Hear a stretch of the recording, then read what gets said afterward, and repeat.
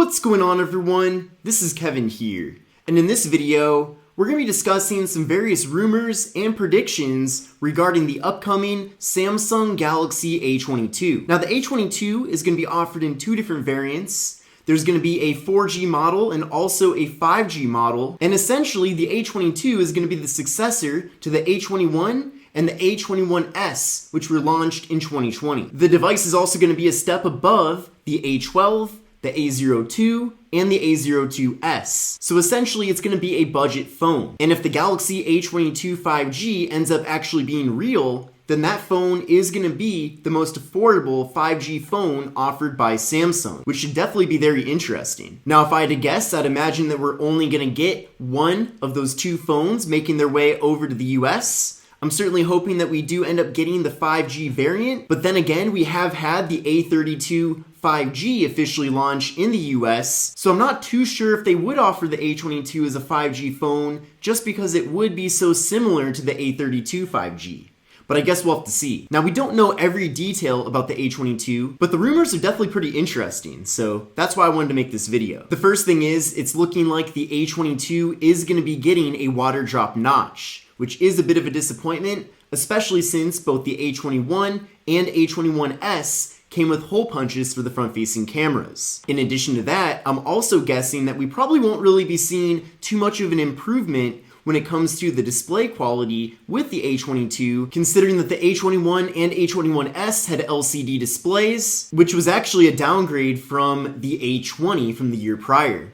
Now, the reason why I don't think the A22 is going to be getting an AMOLED display is because the fingerprint sensor is actually supposed to be on the power button. Now, typically from what we've seen with some of Samsung's other recent budget and mid-range phones that feature AMOLED displays is that if the phone does have AMOLED, then they typically also include an in-display fingerprint sensor. Now, as far as the pricing goes, with the A21 and then the A20 from the year prior, those two devices were pretty much in the $200 to $250 range, which would make sense because technically the A32 5G in the US is one step above that. So this phone really would be filling in a void right now that Samsung doesn't have a current offering for.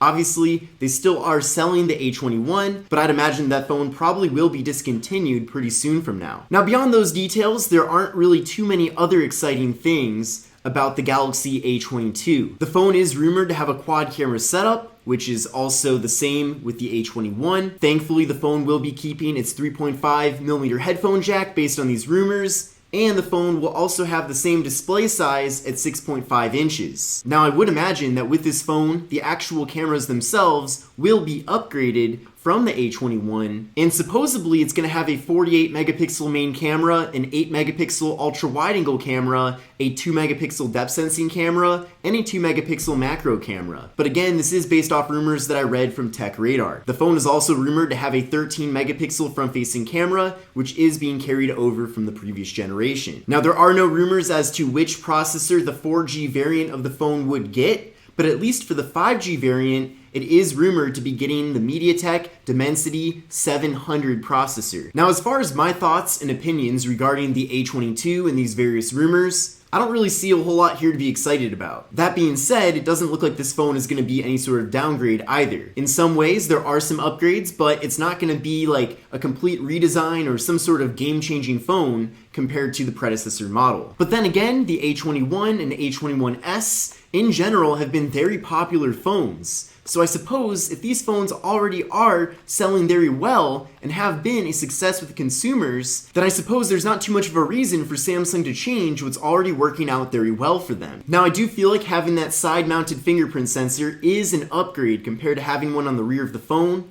I know from my experience with the Galaxy A12, which I have right here, the side-mounted fingerprint sensor has definitely been an upgrade compared to the one on the rear. That's more of a personal preference, though, that I have when it comes to fingerprint sensors. I just feel like it makes a lot of sense to have it mounted on the side because I'm already going to be pressing that button to activate the display anyway. But in general, I'm really curious to know what you think about these various rumors regarding the Samsung Galaxy A22. Is this what you were hoping to hear, or were you hoping for maybe more upgrades than what's been rumored? I'm definitely curious to know what you think. Let me know in the comment section below, and also let me know if based off this information, you'd even be considering upgrading to this phone. But I hope you enjoyed the video. This is Kevin here. Again, I will be linking the article in the video description if you want to learn more about this topic, but I will see you in the next video.